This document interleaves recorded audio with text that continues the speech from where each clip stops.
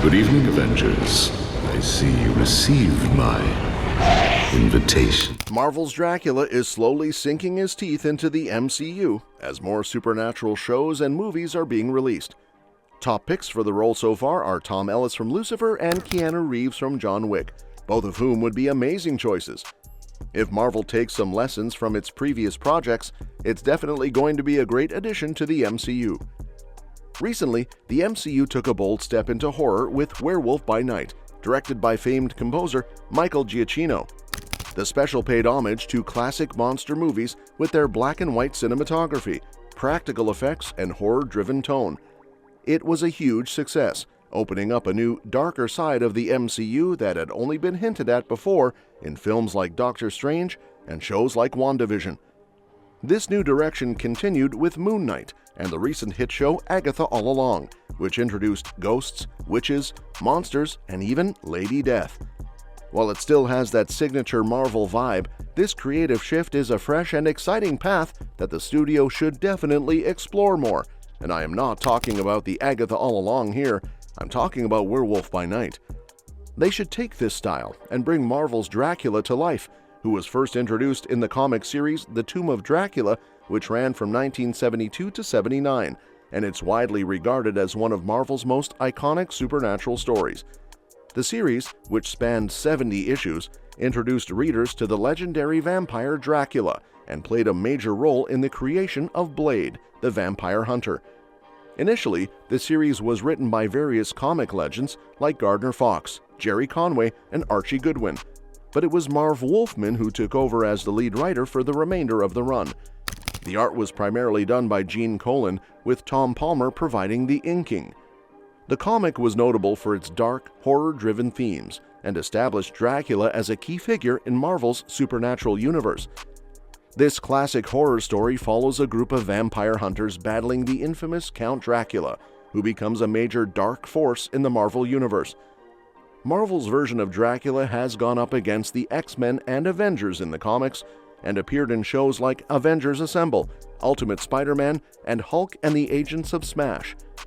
Back in the day, horror comics were pretty much dead. The Comics Code Authority had a bunch of rules that limited what could be published, and that included pretty much anything vampire-related. It was a bummer because horror comics had been huge in the 1930s and 40s, making up nearly 25% of all comic books by the early 50s. But some publishers found ways around the rules, and eventually the guidelines were loosened, letting monsters like vampires return.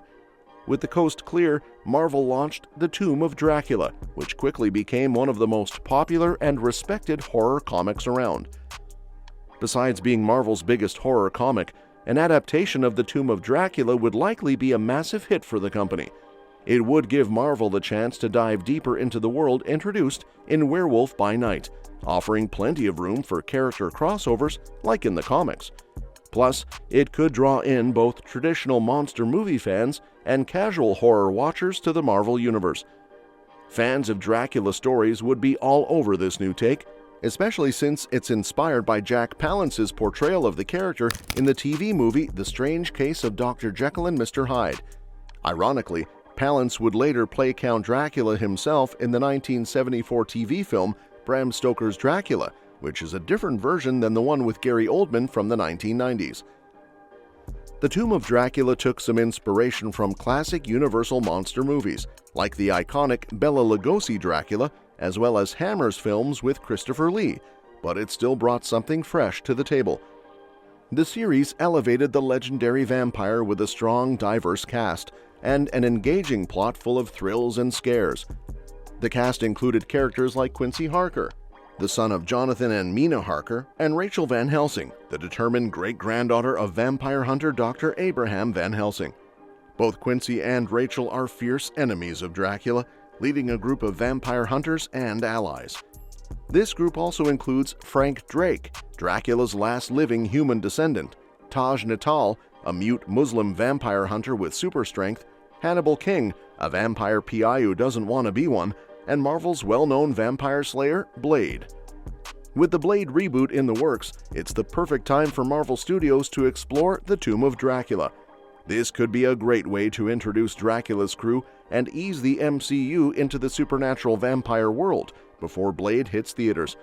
Marvel did something similar in the 70s when they introduced Morbius the Living Vampire, yes, the Morbin Time one, in the Amazing Spider-Man comics to try and make vampires a big deal in the Marvel Universe. After Morbius got a good reception, Stan Lee greenlit the Tomb of Dracula for a series. In Marvel, 5 Fabulous Decades of the World's Greatest Comics, author Les Daniels pointed out that the Tomb of Dracula was the most successful comic to have a villain as the lead character, running for 70 issues over more than 7 years. For longtime Marvel fans, it's seen as one of the best horror comics. Keeping a series going that long was no easy task, and it shows just how iconic this story is. As one of Marvel's top series from the 70s, The Tomb of Dracula not only introduced Blade, who later starred in a trilogy, a TV series, and various animated shows, but also had a major impact on the Marvel Universe that a lot of people might not even realize. The Night Stalker series grew out of The Tomb of Dracula, bringing back the original characters and picking up some loose plot threads from the original run. Doctor Strange's big move to wipe out all vampires in Sorcerer Supreme also kept some of these storylines going, though naturally, a lot of those vampires didn't stay dead. In 2004, The Tomb of Dracula got a revival as a Marvel miniseries, and the Count showed up again in the 2010 one-shot Death of Dracula. Since then, Blade and other Dracula-related characters have been making regular returns to take on the undead. In 2019, Marvel's Count Dracula even went head-to-head with the Avengers, opening up plenty of chances for this iconic vampire to clash with our favorite live-action heroes in the MCU. Now that Werewolf by Night has opened the door to supernatural horrors, The Tomb of Dracula seems like the perfect next step for a Marvel adaptation. Its impact on the Marvel Universe is huge, and it would be a real shame if these iconic vampire hunters, and Dracula himself, didn't make it to the small screen, whether in another Marvel special presentation or even their own ongoing series. This guy can also definitely be a powerful foe in the rumored Midnight Suns movie. His strength is on another level, gained through his transformation into a vampire by the vampiress Leonda's bite and further boosted by Varney. He's far stronger than most vampires, with superhuman strength. He even took on Colossus and won in a one-on-one fight. His abilities include superhuman speed, stamina, reflexes, and the power of transvection. He's also immune to aging, disease, and most injuries, making him nearly impossible to kill by normal means. Plus, his healing factor allows him to regenerate rapidly. Dracula can manipulate minds and control animals like rats, bats, and wolves, and he can command other vampires to some extent. He also has the ability to hypnotize anyone with his gaze and mentally control those he's bitten. His shape-shifting abilities are vast, allowing him to turn into a bat, a wolf, or even mist, all while retaining his intelligence. Dracula can also control the weather, such as by summoning electrical storms. Some unique traits include not having a reflection and being unable to be captured on film, as well as having his powers enhanced by magical sources like the Darkholder's spells. Not to mention that as a seasoned fighter and swordsman, Dracula has centuries of combat experience, particularly in 15th century warfare, and a sharp intellect from his youth studying under Transylvanian tutors. Well, that's it. Let me know what you think in the comments below. And don't forget to subscribe for more updates on this and other exciting upcoming movies. We'll see you next time.